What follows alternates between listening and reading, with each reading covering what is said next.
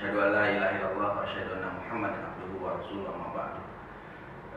Pertama-tama kita bersyukur kepada Allah Subhanahu wa taala. Mudah-mudahan di masa pandemik ini kita masih terus diberikan kesehatan, kesabaran untuk melewati masa pandemik virus corona.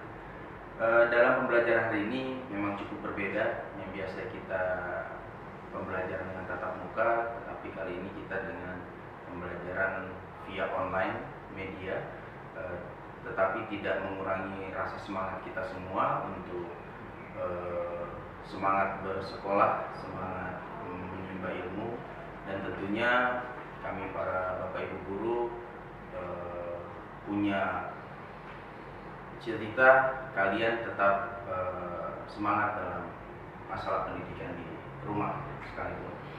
Nah, untuk hari ini sebelumnya perkenalkan, nama saya Humaydi. Saya mengajar di SMP Muhammadiyah 36 sudah kurang lebih sekitar 8 tahun, mulai mengajar dari 2012. Mungkin di kelas 9 ada yang sudah mengenal saya, dan bagi yang belum mengenal saya, nama saya Humaydi. Saya biasa dipanggil dengan Pak Medi. Background saya pendidikannya memang pendidikan olahraga. Saya diamanahkan di SMP Muhammadiyah 36 mengajar pendidikan jasmani, olahraga, dan kesehatan. Dalam hal ini, untuk materi pertemuan pertama memang kita cukup berbeda, tidak langsung masuk ke materi pembelajaran, tapi sebelumnya saya akan menjelaskan beberapa hal yang harus kalian pahami dan sama-sama kita jalankan di 1 tahun semester ganjil dan semester genap.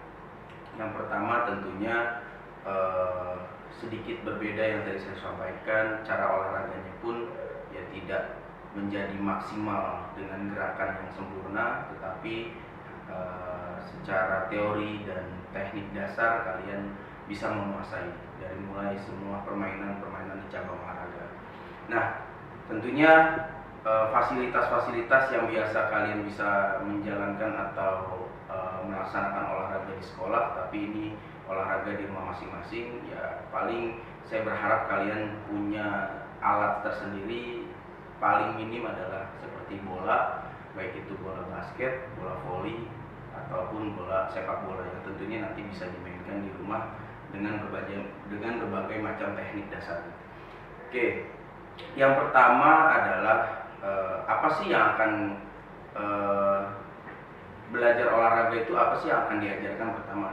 Yang pertama adalah selain kita belajar di prakteknya, kita juga harus belajar di kesehatannya. Kita juga harus belajar teorinya, harus paham. Jangan kita hanya bisa prakteknya, tetapi secara teorinya kita tidak menguasai.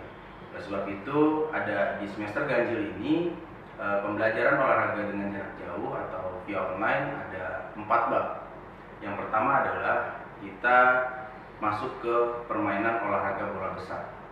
Permainan olahraga bola besar itu apa sih? Yang mencakupi adalah, pertama adalah permainan olahraga bola basket, lalu permainan olahraga bola sepak bola, dan yang terakhir adalah permainan bola voli. Dari ketiga permainan olahraga itu kita mempelajari tentang teori serta prakteknya. Teorinya apa aja? Teorinya bisa tahu dengan sejarahnya permainan, lalu dengan aturan permainan, lalu dengan teknik dasar permainan, serta tentunya bagaimana nanti bermain secara modifikasi. Kalian bisa melihat nanti di tayangan-tayangan media-media lainnya seperti permainan sepak bola, permainan bola basket, dan permainan bola voli. Dan yang kedua adalah permainan bola kecil.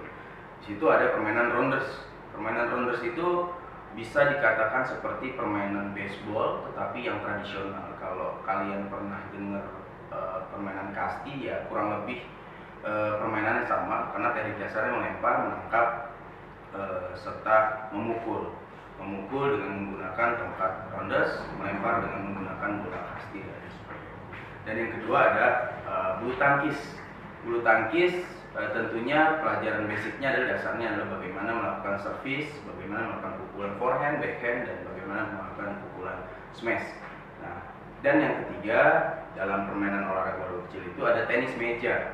Dimana tenis meja memang ini cukup relatif harus beli. Nggak mungkin saya menyarankan kalian untuk beli meja, tetapi secara teori dan prakteknya kalian memahami apa itu pukulan forehand dalam permainan tenis meja, apa itu pukulan backhand dalam permainan tenis meja, apa pukulan spin dalam permainan tenis meja, ataupun pukulan kombinasi smash serta servis awal dan aturan permainan.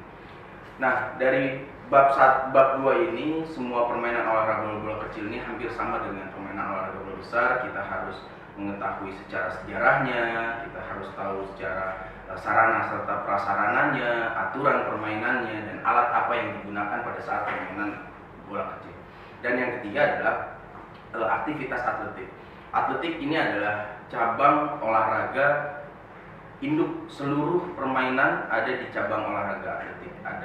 Nanti kita masuk di materi jalan cepat, di mana jalan cepat itu adalah basic dasar dari sebuah gerakan lari. Yang kedua adalah lari cepat, yang ketiga ada lompat jauh, dan yang keempat adalah lempar jatuh. Jadi atletik kenapa dikatakan induk dari segala olahraga? Karena di situ sudah ada materi lempar, lompat, jalan, lari, serta ada namanya lari estafet dan sebagainya.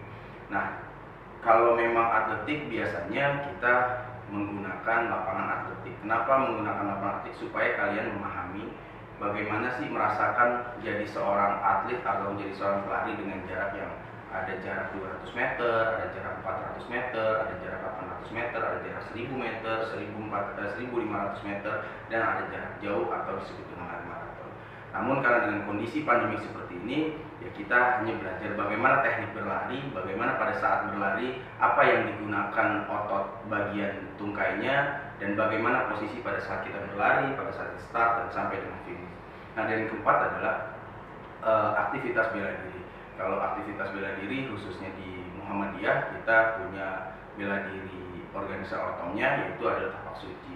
Nanti kita belajar bagaimana teknik pukulan, bagaimana teknik tendangan, dan kombinasi secara aktivitas bela diri. Nah, dari semua materi yang saya sampaikan tadi itu adalah rencana kita belajar selama 1 semester.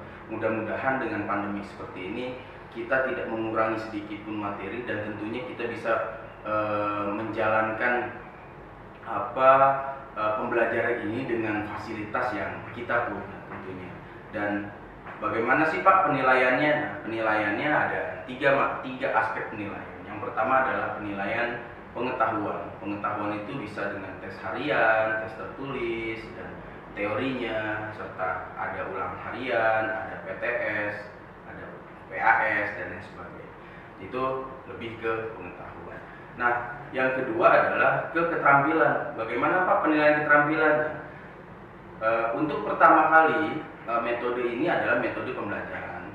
Insya Allah saya akan buat video pembelajaran, tentunya misalkan cara melakukan teknik passing dalam permainan sepak bola. Saya akan mencontohkan gerakan teknik passing dengan menggunakan kaki bagian dalam, kaki bagian luar, ataupun dengan punggung kaki. Atau materi sepak bola basket, saya akan melakukan chest pass, overhead pass, dan bounce pass.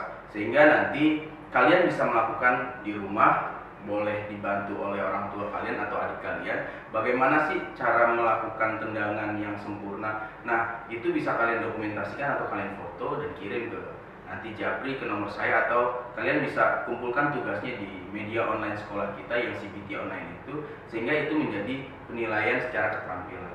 Dan yang ketiga tentunya adalah penilaian sikap. Apa aja Pak yang dinilai dari sikap? Sikap itu bagaimana kamu bisa menghargai, sebetulnya kalau kita ada pertemuan, bagaimana kamu bisa menghargai teman-teman kamu sekitarnya, guru, ataupun bagaimana kamu bisa menolong sahabat atau teman kamu yang belum bisa melakukan gerakan olahraga yang sempurna. Nah, di situ ada penilaian sikap. Nah, tentu yang kedua adalah ya sekolah kita setiap harinya ada tadarus, ada sholat duha. Bagaimana itu saya akan